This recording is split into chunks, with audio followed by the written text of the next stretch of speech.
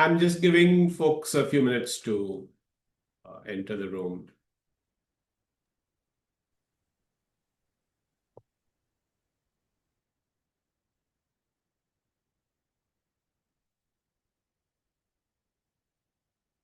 I see people joining. Welcome, everyone. It's great to see you here. Some good friends are here. So thank you all for joining. I think you know who you are. I can see your name, so you can't hide. But I'm very honored that you've taken time out on a weekday afternoon to hear us out. Thank you so much for joining. We just for the panelists, in case you can't see, there are about 55 people on right now, and there people are still coming in. So we'll just give it 1 or 2 more minutes, and then we can get started. Okay, I think yeah, we are up to about 60 participants. So it's good time to start. Let's not keep the people who are on time waiting. So good evening, everyone, and welcome to J3 Dialogues. If this is your first one, I hope you will join us for some in the future. If you're coming back, welcome back. I'm really delighted to have you here for what I believe is a genuinely important conversation. When my J3 team asked me to host a session, I immediately jumped at the opportunity to do that and picked this topic and our 3 panelists today, who are all really special people. I want to start with a question that I think most of us in this room have privately asked, but rarely say out aloud. And that's the question that when a student walks out of our institution with a degree and a job offer, have we truly done our job? Have we truly done what we promised? Placement rates tell us something real. They tell us that the market found our graduates credible. That is not nothing, it's important. But it is a signal about the beginning of a career, not the shape of one. It's the start. What I find myself more curious about is what happens next. And I think this has become a very relevant question, particularly with all of the talk around how the world is changing. 2 years in, 5 years in, 10 years in, how are our graduates doing? Did our graduates adapt when their industry shifted? Did they grow into the people who could lead, not just people who could be hired? Did the years they spend with us give them something that compounded or just something that opened a door?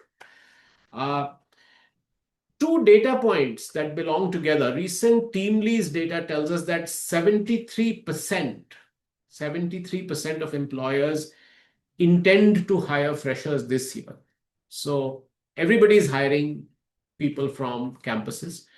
The India Skills Report tells us that organizations project 40% of total planned hires to be new roles in the coming financial year, up from 29% last year. So everybody is hiring people off campus and into new roles, which are substantially new from even last year. The market wants our graduates, yet the market is changing faster than any of our institutions can fully track.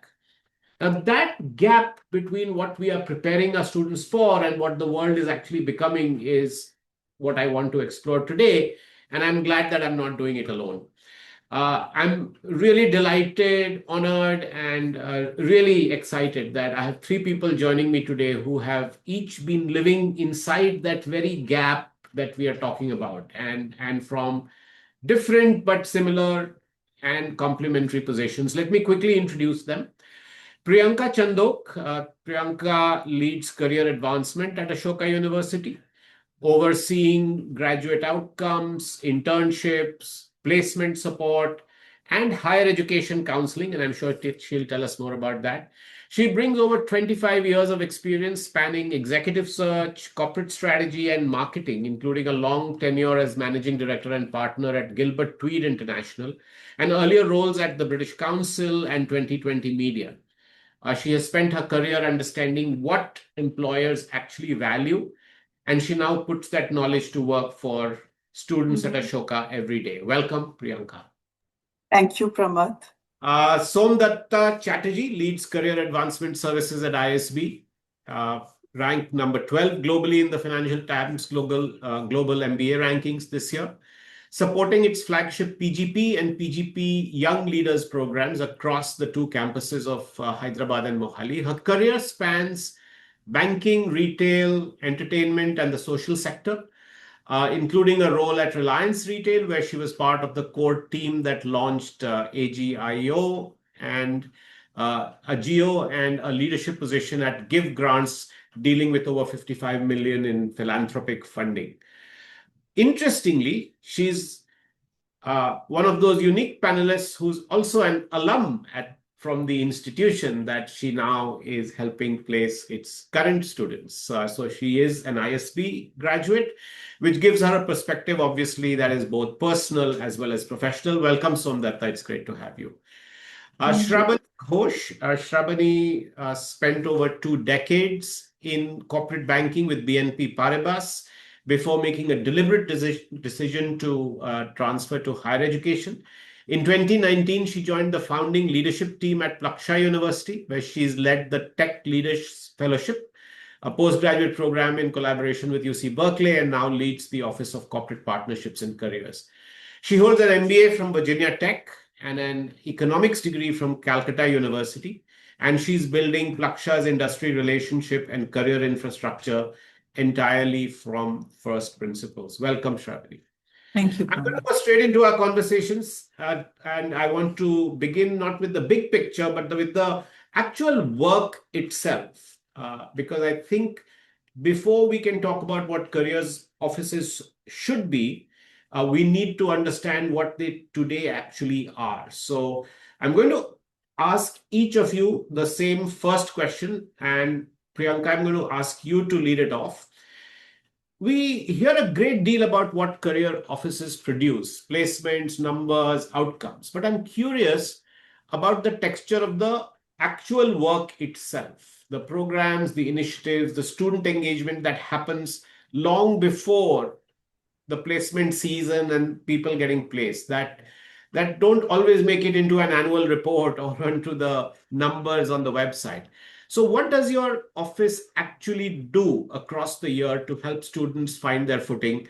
If Priyanka, Somadatta, and Shravani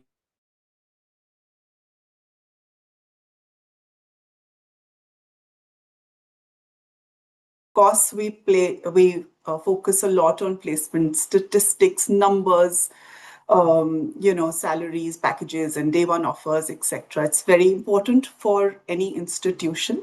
It helps us benchmark against other colleges, assess the effectiveness of our career support systems, also identify areas for improvement. It is really like a report card. Because it's a measurable snapshot of outcomes and signal institutional credibility, really, for our students and parents.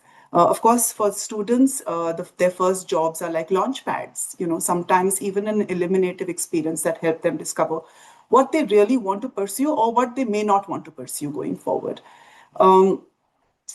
So we do talk about 100% placements at Ashoka, and it's a great milestone that we want to often, highlight in order to get the eyeballs or grab the eyeballs. But we also believe that our success really lies in creating lifelong learners, ethical leaders, and more importantly, conscious citizens who meaningfully contribute to their fields and communities. And so while these numbers really matter, we put in consistent effort in helping students prepare for their careers right from the get-go, right from the time they enter the university. We have a very intense career preparatory program that helps build awareness, help them identify potential career paths that they may want to take, understand what drives them, and map out and help them achieve their dreams. These numbers are important. The quantity does matter.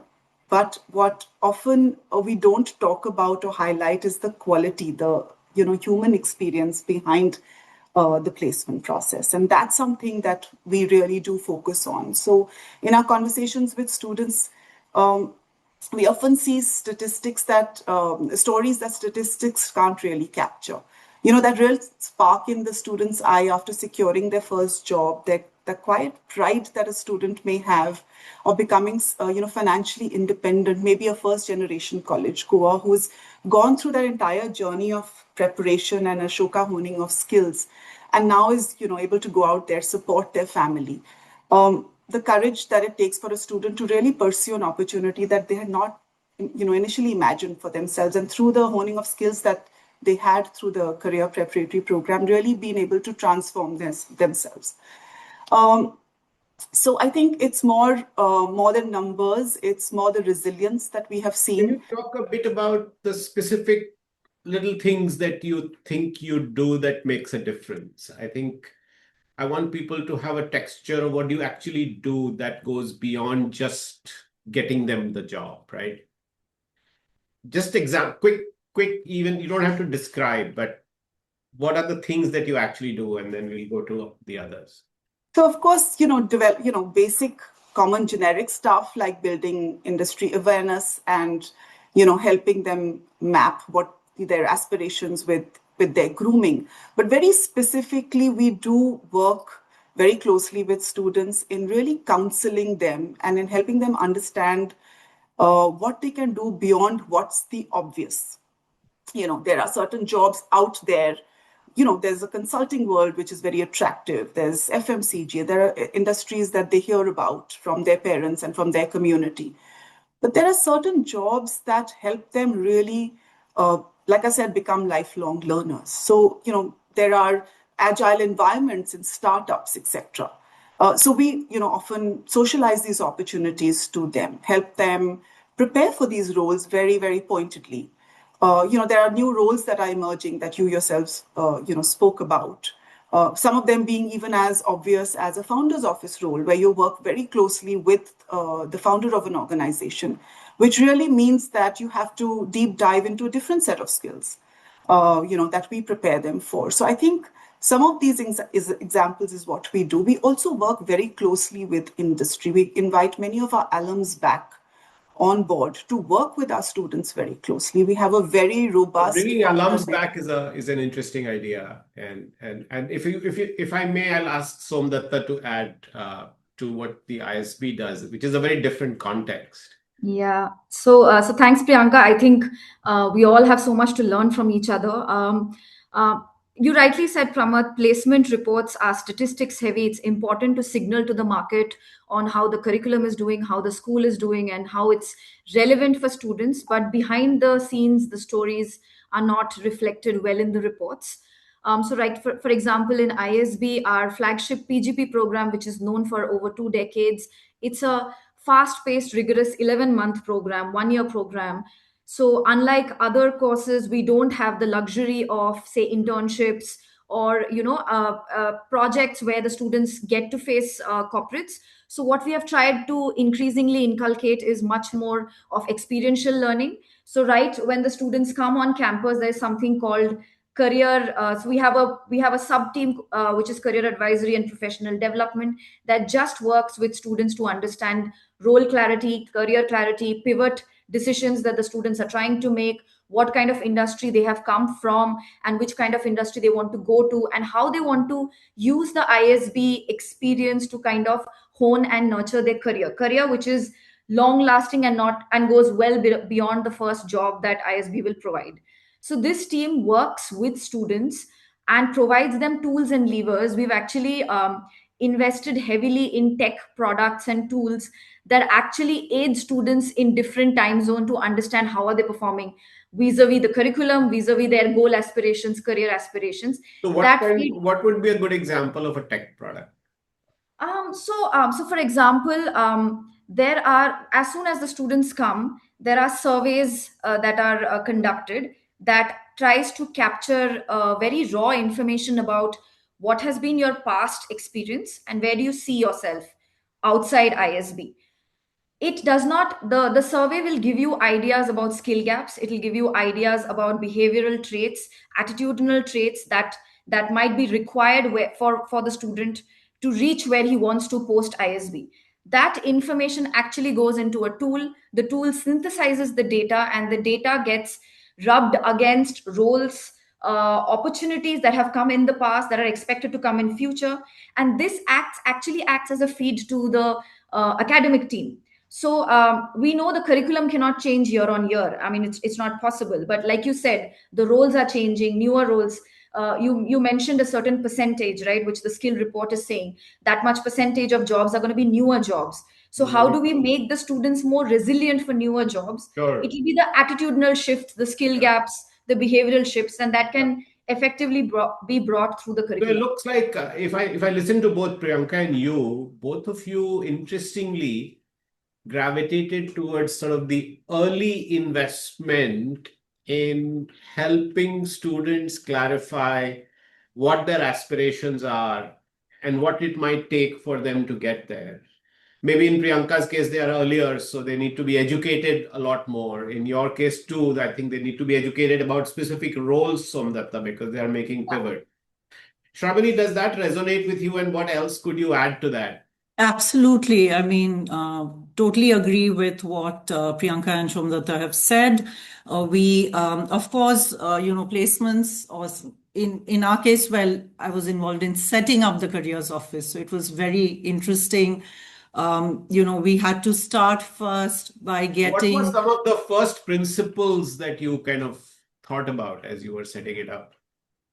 Well, it's interesting. It was definitely not. I mean, it was a challenge. We met with at least 600 companies in the initial years, because we had to have a very robust pipeline or to talk to companies. We heard all kinds of things, right? That we'll wait to see at least 3 to 5 batches to graduate. What are your NIRF rankings? We love what you're doing towards emerging technology education, but we have our legacy campuses to go to. So we definitely, so that was one part, which is outreach. We met large companies, mid-sized companies, startups. I mean, it was all kinds of, diverse sectors and, across the country. The other part was working with our students and understanding what their career aspirations were. Was it, entrepreneurship is a big part of the vision at Plaksha. So we had some students who didn't want to go in for traditional tech roles. They wanted to build their own ventures, and we had to kind of ensure that they were also given the right kind of training. But apart from that, if I had to list some of it, it's, as I said, outreach, working very closely with our faculty in organizing, in communicating to them on what industry was looking for in terms of industry readiness from students, ensuring sometimes that specific courses got built into the curriculum at the right time. Maybe some courses were taught at a later stage. So to bring that early on in the curriculum so that students were adequately prepped when it came to interviews. Bringing in alumni, we ran a Tech Leaders Fellowship program, which you mentioned in my introduction, which we have 250 alumni out there, so we brought them back to work with our undergraduate students. And I think so all of this kind of helped. Yeah. And, in ensuring that the careers office, which was not just responsible for placements, but in ensuring that all students at Plaksha got the kind of career outcomes they were looking for. So again, I think the early investment in the students and their aspirations seem to be coming out as an interesting theme, as are some of the thoughtful ways in which you are kind of looking at the changing marketplace. I want to move the discussion along to, so while you all acknowledge that the numbers and the salaries don't give the full picture, what is it that they leave out? What do you want folks at institutions who might be listening in, who are associated with institutions or what are the questions they should be asking, or what are the things they should be focusing on? If you had to pick a few that I know that you've already covered, so I don't want you to repeat the stuff that you did. But if you had to step back from this and say, look, I wish people looked at this. I wish people focused on these numbers. I wish recruiters ask this. I wish parents ask this. And you are doing some of those things, but nobody asks, and that's very important. What would some of those be? Maybe we can start with you, Shravani, this time. And what are some of the things that you would add to what you've already said in terms of things that people are not looking at or should be looking at? I think the shift has already started. Sorry. I'll just unmute. You are unmuted. We could hear you. Yeah, okay. I think the shift has already started, and employers are looking beyond the stated job description. In a technology institution like Plaksha, while when employers come to hire, while technical fundamentals remain non-negotiable, but what employers are actually looking for are, they're looking for students who can work at the intersection of technology and business. Are these merely good coders, or can they use technology to solve business problems? They're looking for, traditionally, tech students are not perceived to be good communicators, but we've actually had employers who've come back and said that we're looking for people who can communicate technical thinking to non-technical folks within the company or to clients. Employers, Pramath, you're on mute. No, sorry to interrupt you, but somewhere what I'm hearing you say is that one critical element is these skill gaps that you are meeting the demand for, which doesn't come out when you just look at numbers, because everybody's saying 100% placement. Everybody's saying we got, whatever, 7 lakh, 10 lakh salary average. But Yeah. what the nuance is not covering is that your folks may be better problem solvers and communicators compared to the other techies who are graduating from other institutions. So yeah, and definitely. So I think employers also are, yes, definitely, because skills are, skills are short term, they're perishable, right? But we are looking, our employers are looking for people who can, who can navigate, and especially, we are living in a world which is fast getting disrupted by AI. We don't even know about roles which will exist a few years from now. So I think companies are looking for people who can navigate ambiguity, right? To students who, a student, for example, who's hired for data science, can this student work on an AI-centric problem within a year from now? Because roles are also morphing faster than a job description can keep up with, right? So I think employers are really wanting to know, will this person adapt, or will they just follow the brief that was given? So I think hiring, yeah. Sorry, I keep muting myself. How do you convince an employer that your students actually have those skills? Pramath, Yeah, Shravani, I sorry, was we saying, lost you for a how bit. do you, and this may come to Somdatta and Priyanka as well, because they probably face the same. How do you convince an employer that your students actually have these skills, which are not easy to measure? Sure. Yeah. So as I said, it wasn't easy, but thankfully there were companies who were willing to look at things differently. These were organizations that were looking for tech graduates who, were good, as I mentioned, critical thinkers, problem solvers. So we sat down with companies and looked at the problem they were trying to solve, and then kind of matched students to that need, rather than force fitting them into a role template just to meet those placement figures we spoke about, right? So I'll just give one example. If we have a very interdisciplinary curriculum, that's one of the key principles of our vision. So if a company needed somebody who could work across disciplines, we showed them that. We have a student majoring in biological systems engineering who is going to be joining a leading consulting firm this summer, for instance, right? If a company was looking at people who are client facing, we can showcase those kind of students to companies. So we have smaller cohorts, so it's been possible for us to do that. But I will let Priyanka and Shamlata add to this.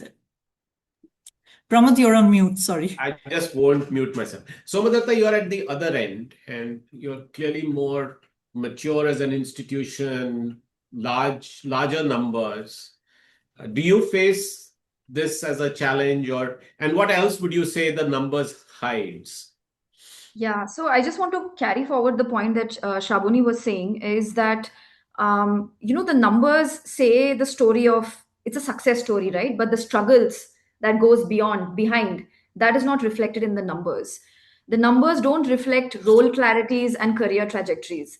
I'll just give an example. Two students might have secured the same CTC, might have gotten jobs in the same sector. It could be tech jobs. One could be a tech job in a well established large brand, and one could be a tech job in a startup that has just gotten a large funding and it's moving from the 0 to 1 growth journey, right? The requirements for the role, the maturity, the understanding, the wide breadth of work that the individual has to do is very different in both the roles, right? Both the students will feature in the same statistic in the report, but the journey behind and the career path that they will build after ISB is not something that's reflected in the placement report. That's one of the things. The other thing that was very interesting, which, and I think Shaboni spoke about it, was um, corporates don't look for just potential anymore. They look for readiness. And because the roles are changing, because the situation is so dynamic, geopolitical, tech situations, companies are getting erased, roles are getting moved, shifts are happening constantly. What is the attitudinal and behavioral difference that an individual can bring that will make them a very valuable asset for the organization? Now, this sort of an assessment cannot be done in a 30-minute interview. So, as a school, we feel larger, longer engagement with corporates are very critical. We can't have placement discussions and outreach happening in the nth hour to bring them on campus for hiring. There needs to be strategic corporate engagement where they experience the school, they experience the students, they experience the curriculum. How can we get senior leadership from marquee investment banking companies to come on campus and probably teach a curriculum, teach a masterclass in one weekend, where they get a small classroom of students and they have interactions where they understand how these students are probably thinking of a career in investment banking. And this is the way you can actually have these corporates make a decision, do they want to include ISB in their hiring? Because like Shabuni mentioned, with the PGP-YL curriculum, right, which is a very new batch, we are in the founding year, we also face the same questions like first batch, let's wait and watch. But super proud to say we had a very successful summer internship, and that happened because we engaged with the corporates beyond placements. The conversation can't be come and hire students, it could be come and experience the curriculum, the way the classroom teachings are happening, the faculty, and how the students are getting the concepts and how we are making them ready to face the world. Very powerful notions. The two things that if I may, one is the idea of engaging with corporates early, recruiters early, getting them to experience it, not just through the end recruiting day 0, day 1, but really experiencing the place so that they get comfortable with who they are getting, who they might be getting. And this whole idea of potential or readiness, I'd never heard that before, but I think it's a very powerful point that I think people are getting a little bit more impatient about making sure that people who come in ready. There was a period of time when everybody was setting up corporate universities, induction programs, and so on. I don't think people have patience for that anymore. They want people to come in and hit the ground running. Priyanka, do you want to add to any of this? Yes, absolutely. Pramod, I agree. I think some of the skills that students are, employers are looking for are very obvious. Their technical capabilities, the degrees, grades, domain knowledge, etc. But employers are increasingly now moving towards, gravitating towards students who bring in diverse skill sets, interdisciplinary thinking, etc. Both Shabani and Somdata talked about it. In fact, the entry barrier is really moving from pure academic achievement to a more holistic evaluation. In fact, in the way organizations are also engaging and evaluating students has changed to a very large extent. For example, organizations like McKinsey now, in fact, are using gamified cognitive assessments to evaluate things like problem solving, agility, decision making, etc. Many organizations are moving to case competitions, for example, which start off very early stage. So students who win these cases get opportunities for, say, internships, projects, etc., that then culminate into, hiring and final placements. The idea at our university is really to help students not only build the technical skills, but also help them build the soft skills that are important for them. And that's changing, to some extent. To follow up on that, because you brought in soft skills, Yeah. Priyanka, Ashoka has made a considered choice that the argument is that breadth of subjects, interdisciplinarity, critical thinking are the right preparation for a long career, even if they don't map neatly into a first job. What does the evidence actually suggest? Where does the thesis hold firmly? And where have you found yourself having to nuance it in conversations with employers? Is it easy? Is it an easy sell in some places? And is it a really difficult sell in others? Interesting question, Prabhat. I'm going to start with a little bit of, history. In fact, when we started the careers office at Ashoka, there was a initial bit of, fair bit of resistance of hiring from liberal arts and sciences, because organizations were used to, hiring from traditionally an engineering or an MBA institution. But we've gone beyond. Initially, of course, we used our own personal networks, founder networks, got these, employers on board to hire from Ashoka. What's really now helpful for us and what's the real measure of success for us really is employer feedback on graduate capability. The way they are coming back on how our students are performing, really, that's making, a difference for us.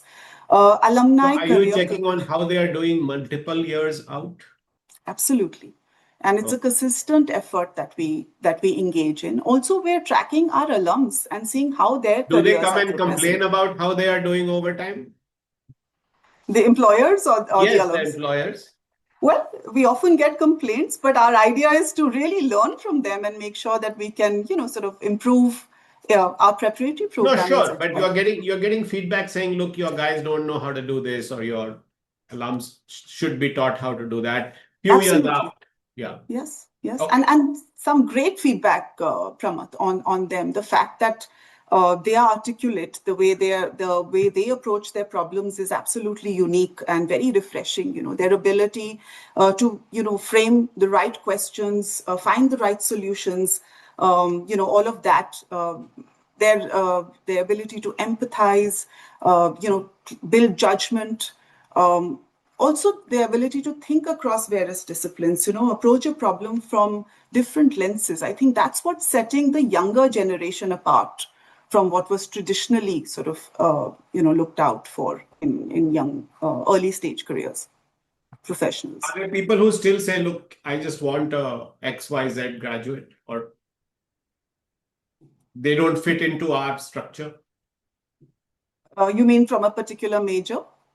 Yeah, people say, look, I don't hire people from liberal arts colleges. We want techies only and stuff like that. I mean, So of course those conversations have happened, Pramath, in the past. We've brought them on board. The proof of the pudding lies in its eating. Our students have done well.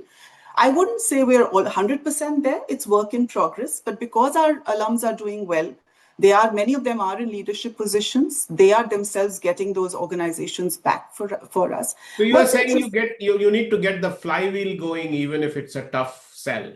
Absolutely. Once you've got that going, then that helps. That helps. ISP, sorry, Priyanka, were you saying something? Sorry, no, I just said because our graduates are doing very well in these organizations and they're being received very well, which is why recruiters are coming back to us year on year. Yeah. Thank you. I think that's helpful to know that even in a tough case like Ashoka, which I know it was in the beginning, that we seem to be making progress. Somdata, coming to you now, you built something that is very rigorous from what I know, very data driven, very strong preparation. There's now been 25-year history of relationships performing well. As you have seen the system over the years, and particularly earlier as a student and now as an administrator, which makes you unique in this panel, have you found yourself with asking whether optimizing for immediate placement outcomes is aligned with long-term capability building? Are we underserving our students by saying, okay, do this, write this in your resume, do this mock interview, and you'll be through, right? And is there a tension there? You may be getting evaluated ultimately for 100% placement after all the talk that we might do. So is there a tension there, and how do you manage both? What is your personal individual way of dealing with that tension? That's a great question, Pramath. And I think I will not shy away from the fact that placement outcomes are supremely important for the team. And yes, they get evaluated against it. But as a school, because we have academics and curriculum and learning in the center, our current dean is a professor at heart. Our deputy deans are all professors. There is a whole lot of importance given to learning and given to building a legacy where students actually create something out of the ISB experience so that they're sorted for life. So it is not the first job that we are preparing our students for. And in fact, in our interviews, when we hire students, the panels keep pressing for this question to understand: Are you coming to ISB for job, or are you coming to ISB for learning? Because if it's for job, we are not a placement agency. So I'm glad we call ourselves career advancement services and not placement cell like a lot of other schools do it. So we go beyond that. So one is we work very early on with students, and there is a team, there is a sub team within CAS which is very focused on outreach numbers, reaching out to campuses, because that math also has to work.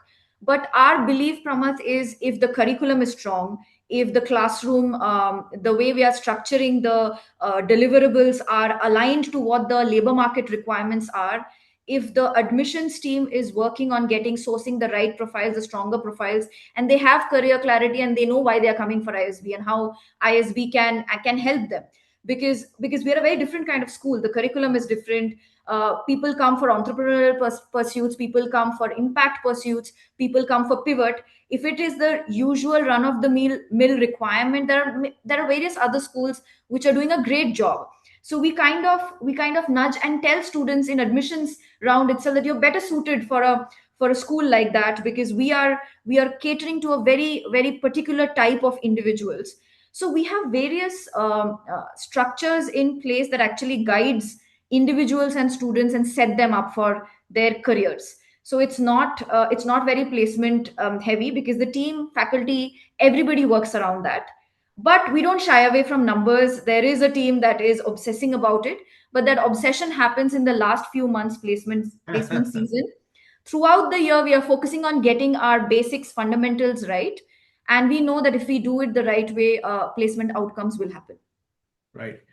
I just want to, before I come to you, Shravani, I want to just tell the audience that you can post your questions on the Q&A box. We are already seeing some of these questions come up. And while I cycle through my panelists, if our panelists could also take a look at those, if you haven't already, there's a practical question from the audience which says, in a market where recruiters increasingly want experience, how do you convince them to take freshers? So that's one question that I thought was interesting. There's another one which is around residential and immersive learning environments. I realized unwittingly that all three of you come from fully residential campuses, and that plays a significant role in building qualities like accountability, teamwork, leadership. How do you try to build those skills in tier 2, tier 3 colleges where you don't have that advantage? How do you recreate that advantage? I think that was an interesting question. I leave that for Somdatta and Priyanka to think about a little bit while I come to Shravani.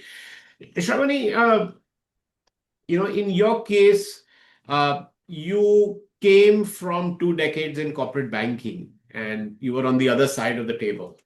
You were hiring, you were managing, you were evaluating talents. I mean, the other folks also had that corporate experience, but I wanted to ask you that because you spent a lot of time in banking. I'm curious about what your experience putting that hat on as a recruiter has been. What has that revealed to you now when you work for students? Uh, do you see somebody who's only worked in academia that will not see about what the professional world actually asks of people and how maybe little of that gets said aloud on a campus? Sure. Yeah. So yes, I mean, I think working for more than 2 decades in banking or frankly in any corporate environment, teaches you what nobody puts in a JD, right? That's what you learn on the job. And yes, it is very different from a sanitized academic environment. So, to give some examples in the professional world, you face situations that campus simply, I think, cannot prepare you for. So, which, real collaboration is required, team dynamics, stakeholder relationship management. Um, to close a deal, for instance, you're working with a team where not everyone reports to you, people who have, different incentives, different motivation levels, frankly, people who don't even necessarily like each other. But you're working on the same deal with the same objective, or maybe handling a client who is unhappy because you can't deliver on what they need due to a constraint which is not in your control. I mean, I'm just thinking of some random examples. The need to navigate across functions. You're working with various departments, risk, compliance, operations, to ensure a deal closes within a timeline. So campus rarely puts students in that situation where there are real stakes, right? Mm. Even say pressure, right? Pulling an all-nighter to close a deal is a very different experience from what pressure students face on campus, which even at its most intense has a structure. It may be a deadline which could just get extended because your faculty member is kind enough to extend it. But professional pressure doesn't work like that. I mean, deals don't wait, deadlines don't get extended. So what we try to do, and again, we work very closely with our faculty. Pramath, a lot of the faculty at Plaksha also come from industry. So we try to ensure that students handle the transition as well as possible. And a large part of the curriculum is experiential learning, project work, and capstones where students work on live problem statements from industry with business mentors and teams which have industry representatives, and not just in their final semester, but throughout their time at Plaksha. So So the I would think, readiness yeah, angle, sorry, yeah, sorry, the go ahead. readiness angle comes out very, Yes, that absolutely. that's something that you kind of over-indexed on. Yeah, and I don't think what I got from my previous life into the education space is knowledge of banking or financial markets. It's actually this realization which you pointed out when you asked me this question, what professional life actually asks of people, right? And I think we are all very closely committed to training students for that reality. And as I said, it could not have happened without the buy-in of our faculty. They're constantly taking feedback from industry, from us, and working to make sure that our students are industry ready. Yeah, I think that's very important to note that it's possible to actually take that feedback all the way back to the classroom, whether you are designing new programs or you're working with faculty to create a new curriculum. Closing that gap by not just saying we'll do some patch up training to get these people to show that skill for them to get a job, but actually going back and bringing that Yeah. into the curriculum in some way or form is a very powerful idea, and that's another one to take away from today.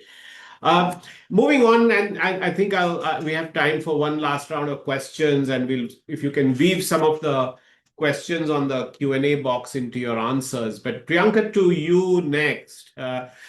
Does the fact that you have to deal with undergraduate and postgraduate students, very different profiles, very different employer conversations, Somdatta referred to that a little bit with the 2-year MBA now and the 1-year MBA. Does your responsibility vary a lot across the two? And is there something that the longer term career readiness opportunity that you have with undergraduate students, which Plaksha also have? Somdatta, on the other hand, has a 1-year sort of gunshot she has to do quickly to get them prepared.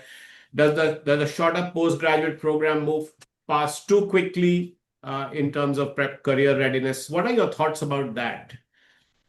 Yeah. Yeah. So Pramath, yes, both student profiles are very different, and we sort of interact and identify opportunities and help them both simultaneously. So undergraduate students are mostly entering the workforce for the first time, and they have the advantage of time to explore, experiment, build skills. It's a longer development process for them, and they have multiple touch points like internship, mentoring, skill building. I'm going to take this opportunity and talk about our career preparatory program, which really kicks in for them in the first year itself.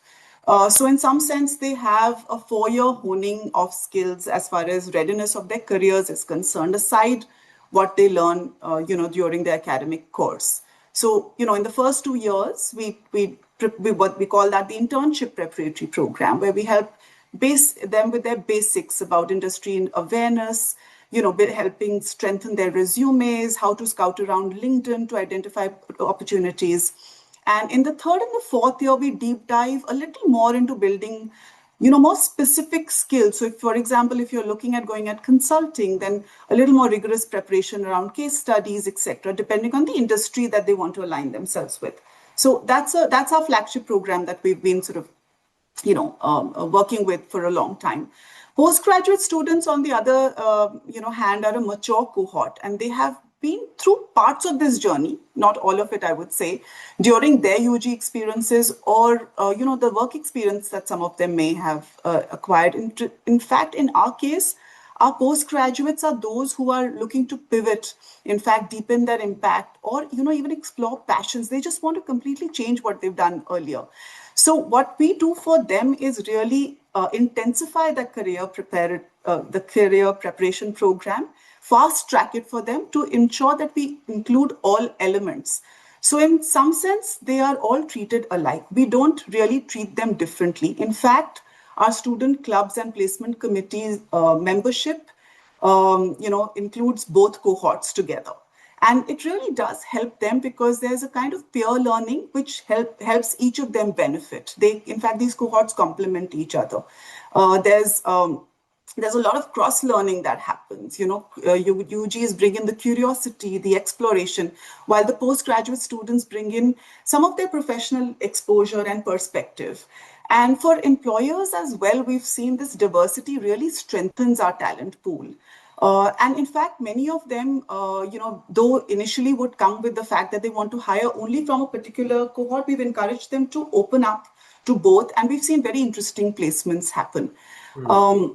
Except for the fact where work experience is required, then it's very specific.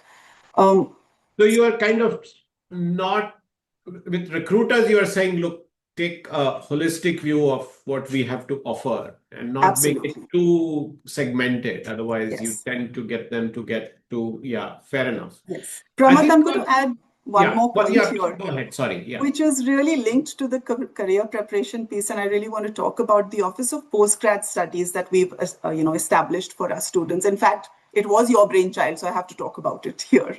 While 60% of our graduating students are moving towards placement, the balance 30-40% are seeking our support for higher education, which in turn helps them build their career paths also. So in fact, that it has worked out very well for us. And so our success is not only in the placements, but also preparing them for higher education going forward. So, the scholarships that they may want to pursue in postgraduate opportunities for students as well. That eventually, and that doesn't get reported in the placement and absolutely. and the salaries. In fact, sometimes you could actually push those people into jobs and bump up your salary, but you are So letting this it go. time, Yeah. yes, and this time, Pramath, one thing we've done is to call it not only the Ashoka Careers Report, which focuses on placements, but also we've included higher education. So we boast of the Rhodes Scholarship or the INLAC Scholarship or the Ivy League admissions that our students are seeking. And that's also a part of our success, Right. that we like to No, thank you highlight. for sharing that. And to Somdat again, you talked about pivots and career switches, people taking a second bet on themselves, sort of, right? What do recruiters tell you they are actually evaluating in an MBA candidate that they cannot evaluate in an undergraduate? Is that something different? Is the MBA recruiting fundamentally different from what people are looking for at the undergraduate level, you think? Yes, and I think my response will change drastically after the end of this year when people from Yes. YL will sit for final placements because we'll have more freshers there. So the nuances will be different. But as of now, 2 decades of doing placements for experienced candidates for a 1 year flagship program, what we hear from recruiters is they want clarity of thought. They want students to understand where they want to head. So how are the students using their pre ISB experience and put the frameworks that they are learning in ISB and come prepared for the trajectory after ISB? So rarely have we seen, and like you said, the patience level are also coming down. So room for potential is lower and readiness is higher. You may not know coding, you may be hired in any vertical, which could be marketing, finance, but do you get the larger business context? Do you get the larger technological drift? So many conversations with tech consulting firms where the recruiter has asked the candidate, I agree you understand AI and you're fond of it and you're learning about it, but have you built something? Have you built a amateur website? Have you built a bot? Have you tried to solve a problem in a process that you're following? And have you tried to improve the process by building something? If not, then you are not thinking AI. So you're not AI first, right? So one is clarity of thought and how students are bringing their experience to build their careers. That is very important. Another thing that recruiters have repeatedly asked is how are these students poised and how are these students capable of handling multi-stakeholder conversation, senior stakeholder conversation? Because when you come with certain experience level and when you also ride on the brand of ISB, the recruiters are coming to hire you for mid senior and senior level recruitment. So are you poised to have different stakeholder conversations, and can you hold the conversation? That is a very critical. Communication was one of the points Shaboni and Priyanka touched upon, which has become a skill which is extremely important, and it's not easy. How to Sure. conduct yourself, how to deliver, even summarizing, right? Like if you have a report and you have to do a board presentation, how do you concise elevator pitch? We used to have elevator pitch. If I have to talk about myself and I've been given half an hour versus that half an hour suddenly becomes 2 minutes, can I pass on like if I have to sell myself and why you should hire me in 2 minutes? Do I have the ability to do that? Those are certain things. And authenticity of career pivots, Pramath. Pivot has become a very fancy word. A lot of people say, Yeah. I come Yeah. from I come from impact sector. I want to go into consulting because I want to solve this problem. And when you probe deeper, you realize I'm not interested in solving a problem. I'm interested in consulting because it's lucrative. It gives me higher pay, and I get to travel the world because a lot of people think consultants live out of a suitcase and it's damn fancy. Hmm. So recruiters wants authenticity. They want to probe and understand the pivot is it researched, is it educated, have you understood the sector, do you want to make a material difference there? So that's one.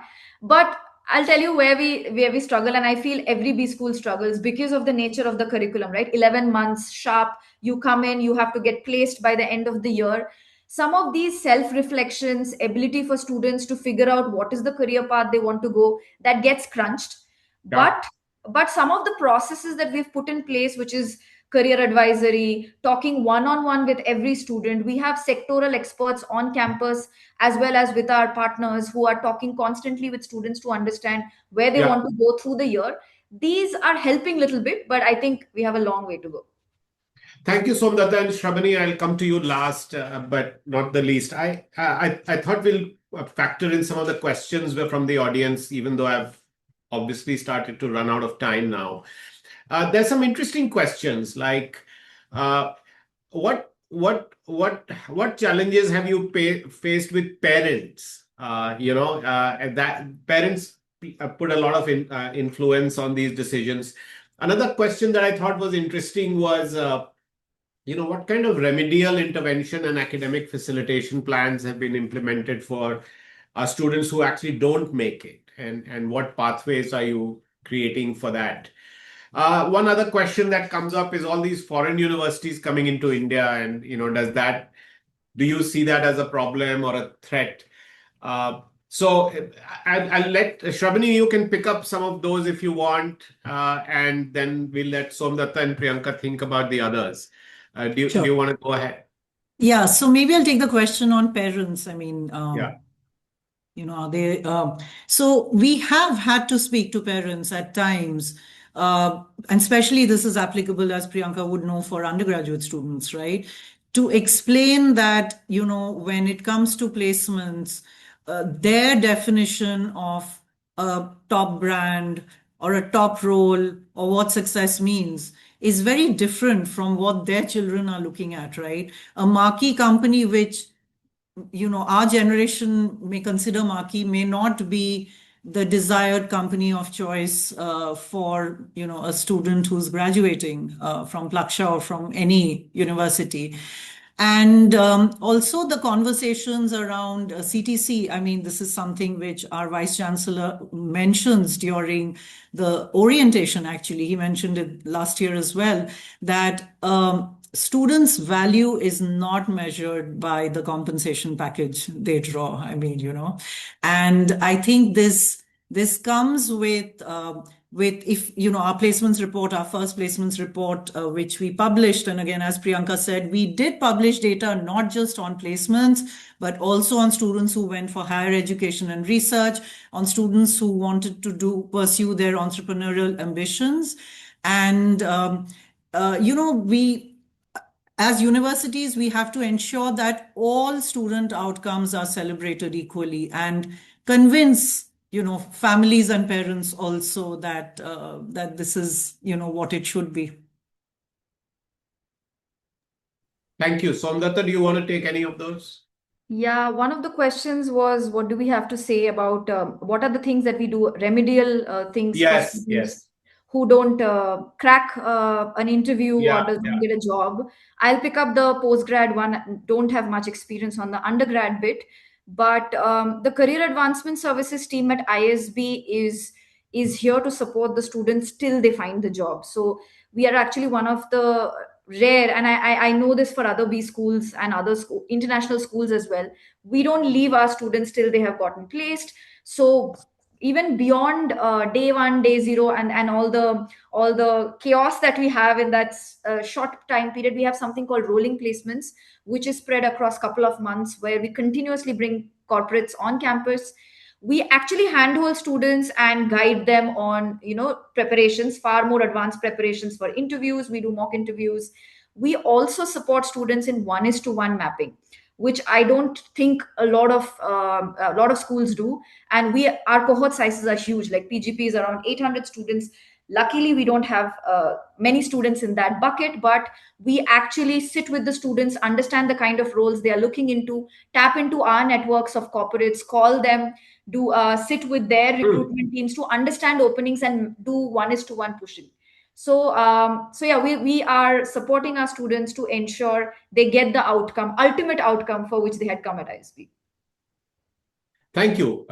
That's very well answered. Priyanka, any thoughts on some of the questions or some of the others that you saw in the Q&A box? I'm actually wanting to talk about the parent question, Pramod, Yeah, that you sure. put, because we're an undergraduate institution and we, often And maybe you have can also touch upon a little. I think we covered it, but again, what does it how do you convince people to hire freshers? Okay, so I'm going to start with the parent Yeah. part, because often I do a lot of webinars that the admission team conducts, and we are often asked the ROI question, which is very painful actually, sometimes to answer. And what we often say is, if we're really, assessing our return over the first year that your student is getting the job, then this is not the place to be really. But if you're assessing that return over a 10-year horizon, then I don't have a problem. In fact, it's basically to help them understand what a good quality education does for a student in helping them build their life skills rather than discussing ROI. And so we do try and influence them, and help them understand. So what's changing now is the nature of parental concern. So while earlier it was about salary and job security, now it's about helping them understand the plethora of opportunities that are available for their students, for their children. That will also help them strengthen their career and define success for them. So what we have also done, Pramath, a little bit is now we are also including them so that they become stakeholders in the ecosystem. We are also working closely with the parent network so that they can support and engage with us. And many of them actually help us bring opportunities for our students. And many parents have now begun to understand that long-term stability comes from skill depth and adaptability, and not just the employer brand, so to say. So I think that's where we've been able to make a little bit of a difference for parents, but now we're working collectively. So that really helps us solve Thank you. that Yeah. problem. One quick fire round. One skill that you've heard employers ask for that is future looking. Shravani, you want to go first? Just one word. What are you hearing people say? Adaptability, agility. Agility and adaptability. Somdatta? I had Similar? something similar. Resilience was the one word. Resilience? Yeah, but I Priyanka? think tech. I think understanding of technology, AI, Technology, using understanding, it as a resilience. way of life. Yeah. Right, just as incorporating it. Priyanka? First principles thinking, synthesis across disciplines, Problem really solving, but a first principle. problem. Yeah, problems that you've never seen before. Can you So solve them? really, yeah, finding problems, not only finding solutions to some of the obvious ones. Right, right. So even if you've not been taught it, can Yeah. you tackle it? Wonderful. Thank you so much, all of you. I want to end on time. I apologize if we haven't answered all your questions, but I was following the questions in the chat box, in the Q&A box, and I think we covered most of it. I want to close with something that struck me listening to all three of our panelists today. And I know I'm cheating because I know some of their work closely. This work really requires a particular kind of courage. It's one thing to admit students, but then you take on this huge responsibility to lead them to something that they look forward to for their life. But I think the courage that the three women we've had today have to show every day is really exemplary. And I think kudos to all of you who work in placement teams. The courage to tell a student that, look, what they want and what they might need, it may not be the same thing, right? The courage to go back to a recruiter and say, look, your hiring template is not really capturing what our graduates want to do, hire freshers or liberal arts graduates. The courage to show up every year with a new cohort and start all over again. One of the things that we didn't talk about is that every year is a new year. You can be 25 years old or 15 years old or 5 years old. Every year is a new year. And so, Priyanka, Somdatta, Shravani, what you do matters so much. Thank you so much for joining me today. I think this conversation has been a small act of honesty in a space that doesn't always get enough of it. Thank you very much. And thank you, everyone, for listening in today. Good night. Thank you so Thank much. you. Thank Thank you you. so much. Thank Thank you. you. Thank Bye-bye. you all. Bye-bye.